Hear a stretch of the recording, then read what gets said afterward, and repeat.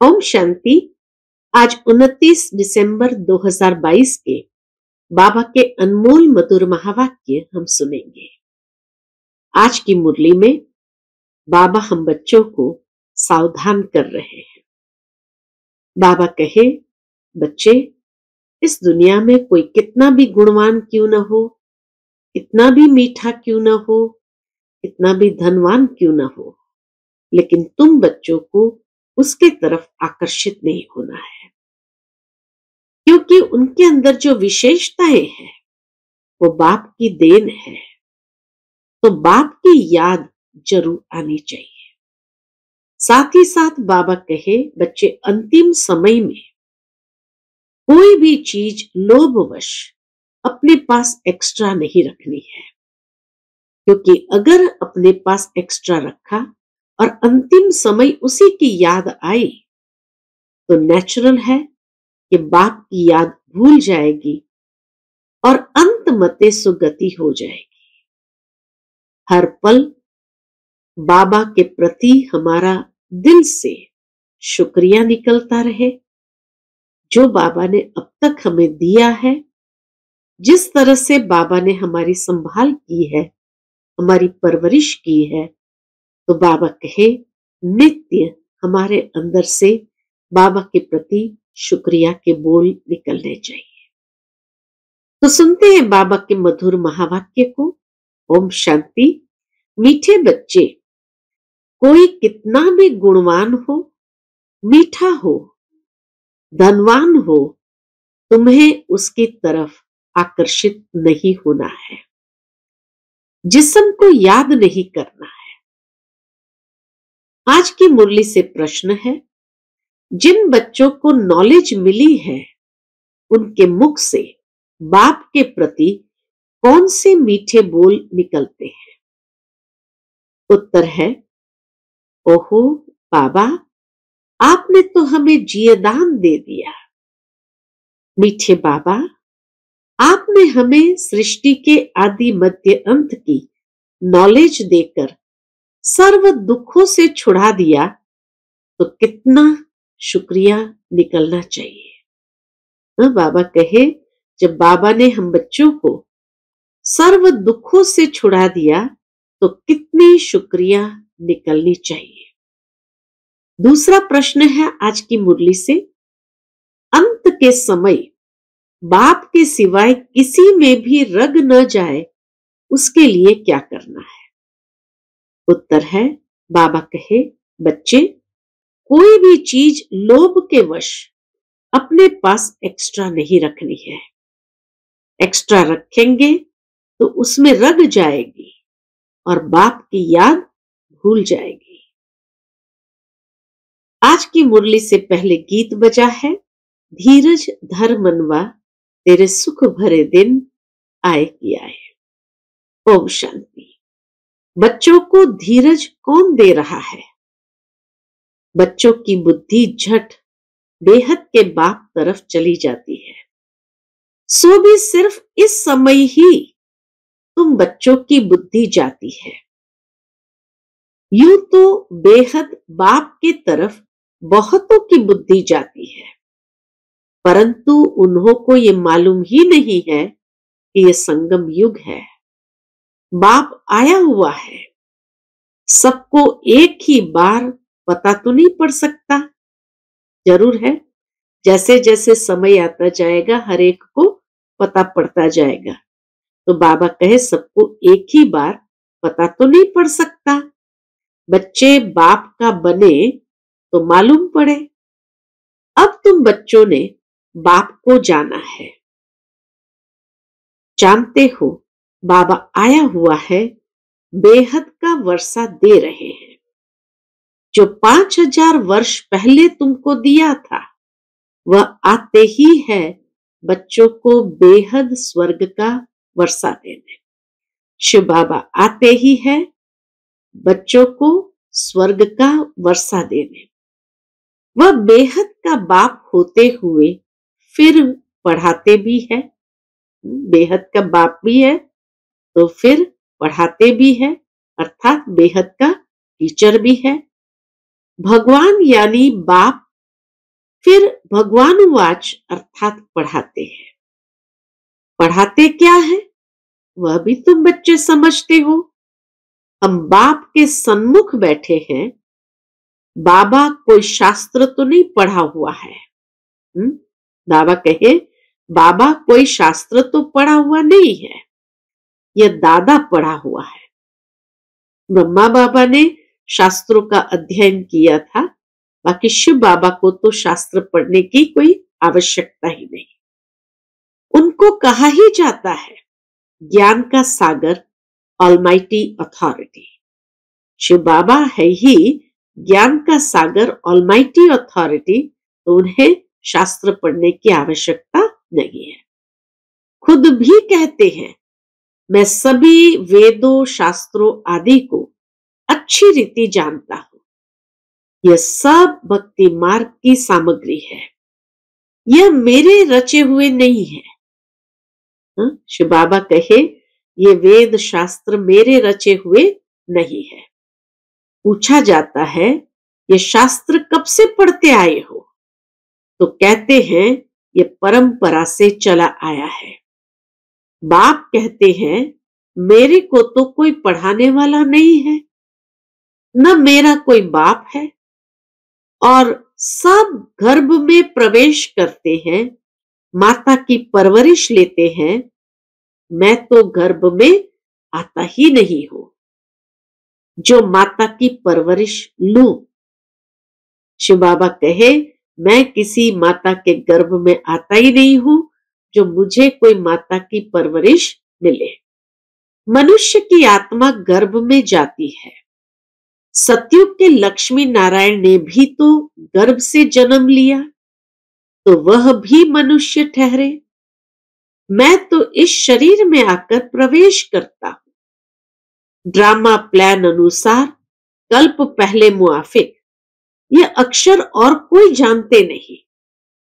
कल्प की आयु का ही इसको पता नहीं है। बाप ही बैठ समझाते हैं मैं तुम्हारा बाप भी हूं, शिक्षक भी हूं, सतगुरु भी हूं। तुम जानते हो ये बाबा मिल्कियत देने वाला है। बाबा कहे तुम जानते हो ये बाबा मिल्कियत देने वाला है। बाबा स्वर्ग की बादशाही देने आया है, नर्क की राजाई थोड़ी देंगे। ये बुद्धि में रहना चाहिए कि बेहद का बाप हमको राजयोग सिखला रहे हैं। बाप स्वर्ग की स्थापना करने वाला है। कहते हैं मेरी मत पर चलो, मैं तुमको स्वर्ग का मालिक बनाता हूं। फिर द्वापर से तुम रावण की मत पर चलते हो। सतयुग में तो कोई मनुष्य की मत गति सदगति के लिए मिलती नहीं, न दरकार है। कलयुग में सब गति सदगति के लिए मत मांगते हैं। जानते हैं हम कोई समय स्वर्ग में थे, पावन थे, तब तो पुकारते हैं हे पतित पावन, हे सदगति दाता, हमको सदगति दो। सतयुग में यह रड़ी नहीं मारी जाती। अब तुम जानते हो बाबा आया हुआ है, बहुत सरलता से राजयोग और सहज ज्ञान की मत देते हैं। उनकी श्रीमत है। ऊंचे ते ऊंचा है भगवान, उनसे ऊंचा कोई है नहीं, और वह हमारा रूहानी बाप है। रूहानी फादर होने के कारण वह रूहों को ही ज्ञान देते हैं। जिस्मानी फादर होने से बच्चे जिस्मानी नॉलेज उठाते हैं। इसलिए बाप कहते हैं आत्म अभिमानी बनो और बाप को याद करो। कोई भी जिस्मानी याद नहीं रहनी चाहिए। तुम आत्मा हो, मनुष्य बल कितने भी अच्छा हो, बाबा कहे मनुष्य बल कितना भी अच्छा हो, धनवान हो, मीठा हो, तो भी देहधारी को याद नहीं करना है। एक परमपिता परमात्मा को ही याद करना। कोई शाहूकार का बच्चा होगा तो बाप को ही याद करेगा। गांधी को व शास्त्री आदि को थोड़ी याद करेगा। सबसे जास्ती याद परम पिता परमात्मा को करते हैं। फिर कोई लक्ष्मी नारायण को, कोई राधे कृष्ण को भी करते हैं। समझते हैं ये होकर गए हैं। उन्हों की हिस्ट्री ज्योग्राफी भी है। ऊंचे ते ऊंचा है बाप, वह फिर आएगा। जरूर वर्ल्ड की हिस्ट्री ज्योग्राफी रिपीट होगी। कलयुग के बाद फिर सतयुग आएगा, परंतु यह सिवाय तुम बच्चों के और किसको भी मालूम नहीं। सिर्फ कहने मात्र कहते हैं हिस्ट्री ज्योग्राफी रिपीट, समझते कुछ भी नहीं। पहले तुम भी ऐसे थे, समझते थे बरोबर लक्ष्मी नारायण का राज्य था, परंतु कितना समय चला, क्या हुआ, फिर वह कहां चले गए, कुछ भी पता नहीं था। बाबा कहे उसके विषय में कुछ भी पता नहीं था। अभी भी नंबरवार अच्छी रीति धारण कर श्रीमत पर चलते हो, यह भी ठीक है। मनसा वाचा कर्मणा मदद देते हैं। बाबा कहे बाबा मनसा वाचा कर्मणा मदद देते हैं। ज्ञान और योग की मदद से बहुतों का कल्याण करेंगे। तुम शक्ति सेना डबल अहिंसक हो, तुम्हारे में कोई भी हिंसा नहीं है। तुम किसको भी दुख नहीं देते हो। हिंसा अर्थात दुख देना, गुस्सा मारना, तलवार चलाना व काम कटारी चलाना, ये सब दुख देना है। तुम कोई भी प्रकार का दुख नहीं देते हो, इसलिए अहिंसा परमो धर्म कहा जाता है। बाबा कहे तुम कोई भी प्रकार का दुख नहीं देते हो, इसलिए अहिंसा परमो धर्म कहा जाता है। मनुष्य तो सब हिंसा करते हैं, है ही रावण राज्य। मनुष्य ने तो श्री कृष्ण के चरित्रों में भी हिंसा दिखा दी है। तुम बच्चे जानते हो श्री कृष्ण तो राजकुमार था। उनके ऐसे चरित्र व जीवन कहानी की बात नहीं है कि वो कोई दुख दे या किसी प्रकार की हिंसा करे। चरित्र है ही ईश्वर के। वही रत्नागर सौदागर ज्ञान का सागर जादूगर है। अरे निराकार परमात्मा फिर सौदा कैसे करेगा? सौदागर तो मनुष्य होगा ना। इन सब बातों को तुम जानते हो तो कैसे सौदागर और रत्नागर है, उनको सब क्यों याद करते हैं? क्या याद करते हैं? हे पतित पावन, सर्व का सदगति दाता, दुख हरता सुख करता, महिमा भी एक की है। यह महिमा तो न सूक्ष्म वतनवासी न स्थूल वतनवासी की हो सकती है। कौन सी महिमा? हे पतित पावन, सर्व का सदगति दाता, दुख हरता सुख करता। बाबा कहे ये महिमा न सूक्ष्म वतनवासी की न स्थूल वतनवासी की, यह महिमा है मूल वतनवासी की। ऊंचते ऊंच है बाप, हम आत्माएं उनके बच्चे हैं। हम सब नंबरवार पाठ बजाने आते हैं। बाप कहते हैं यह जो नॉलेज तुमको सुनाता हूं वह प्रायलोप हो जाती है। वह गीताएं तो ढेर है, फिर भी पुरानी गीताएं निकलेगी। तुम्हारे कागज थोड़ी निकलेंगे। गीता बहुत भाषाओं में है। ऊंचे ते ऊंची गीता है, परंतु सब बनाई है किसने? मनुष्य ने।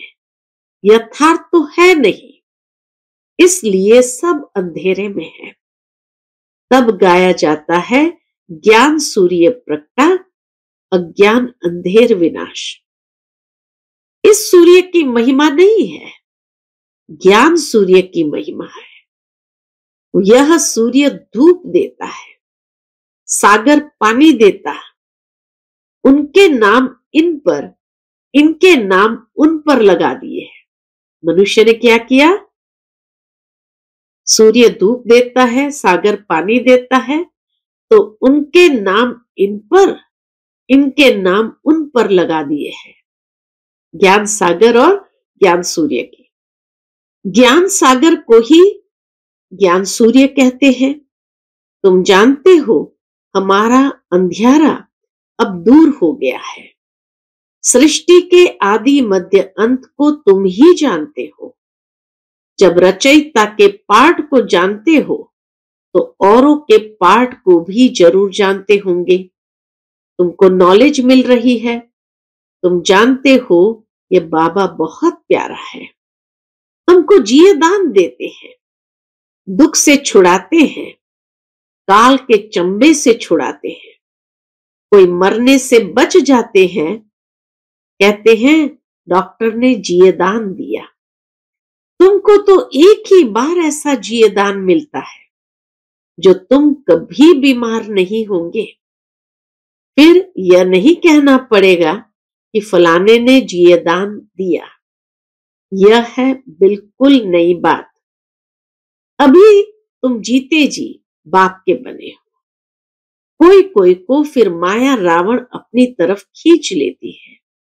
उसे कहेंगे रावण रूपी काल खा गया।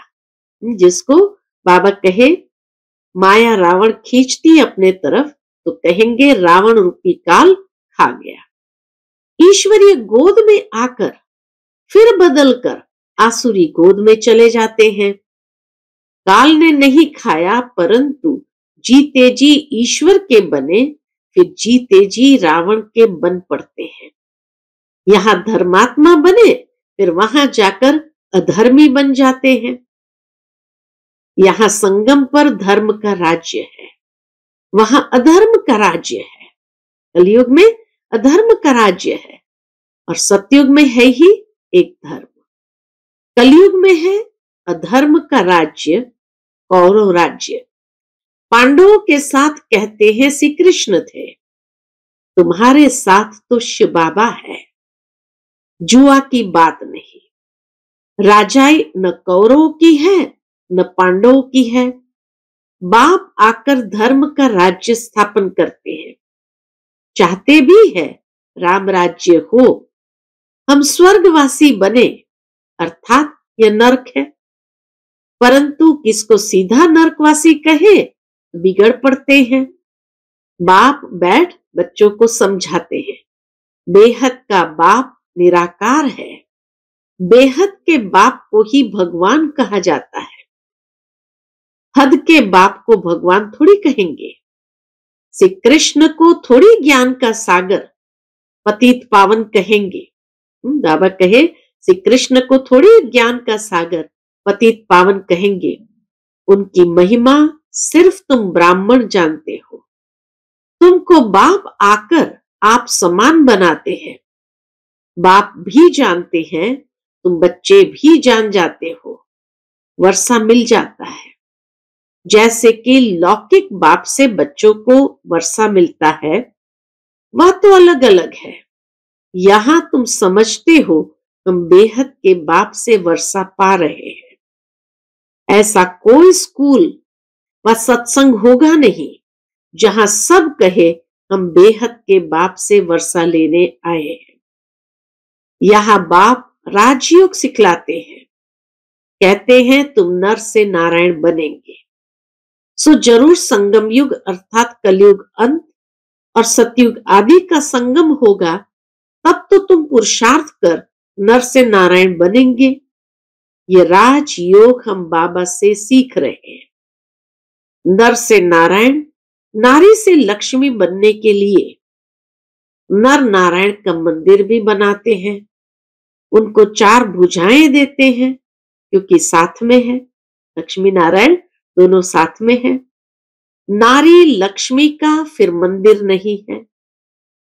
नारी लक्ष्मी को दीपमाला पर बुलाते हैं। उनको महालक्ष्मी कहते हैं। तुम लक्ष्मी की मूर्ति 4 भुजाओं के सिवाय नहीं देखेंगे। जिसको पूजते हैं, यह युगल विष्णु का रूप है। इसलिए 4 भुजाएं दी है। यह सब बातें बाप ही समझाते हैं।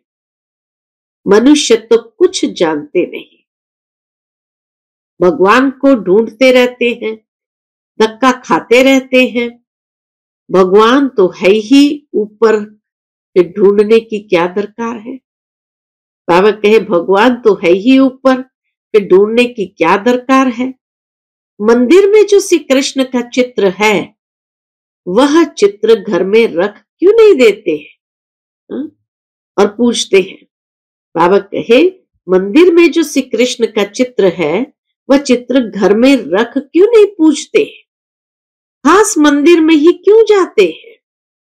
मंदिर में जाएंगे, पैसे रखेंगे, दान करेंगे, घर में दान किसको करेंगे? तो यह सब भक्ति मार्ग की रस्में हैं। बाप कहते हैं तुमको कोई भी चित्र रखने की दरकार नहीं। क्या तुम शिव बाबा को नहीं जानते जो चित्र रखते हो? क्या चित्र रखने से याद कर सकते हो? बाबा जीता है, फिर बच्चे चित्र क्यों रखेंगे? बाप तुमको ज्ञान दे रहा है, फिर चित्र क्या करेंगे? बूढ़े हैं, याद भूल जाती है, इसलिए चित्र दिया जाता है। बाकी और कोई भी देहधारी को याद करते रहेंगे तो अंत समय में वही याद आएगा। कुछ न कुछ रग है तो वह तुम्हारे पीछे पड़ेगा। फिर भल कितने भी शिव बाबा के चित्र रखो, अगर रग और तरफ होगी तो वह याद जरूर आएगा। इसलिए बाप कहते बच्चे पूरा नष्टो मोहा हो जाओ। किसी भी चीज में मोह होगा, 2-4 जोड़ी जूते होंगे तो वह याद आएंगे। इसलिए कहा जाता है ज्यादा कोई भी वस्तु नहीं रखो, नहीं तो बुद्धि उसमें जाएगी। सिवाय बाप के और कोई को याद न करो।